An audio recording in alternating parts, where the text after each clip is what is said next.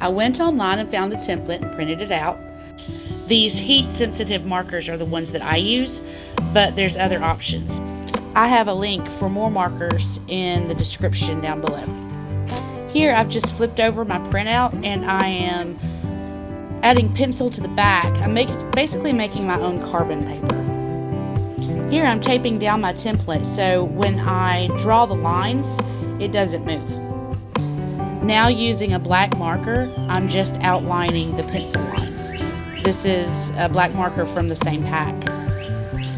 There's something, if you make a mistake like here, you can just go back with a paper towel and gently rub it off.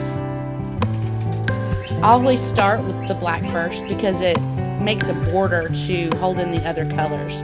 Also, these markers are heat sensitive, so when you're done with your artwork, you can put it in the oven and bake it and it becomes permanent.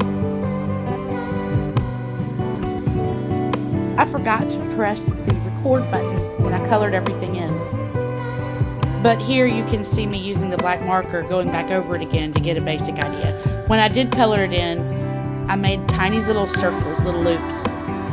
I think it gives it a more realistic stained glass effect. All that's left is to bake it in the oven. Follow the directions on the markers that you chose. Thanks, have a great day!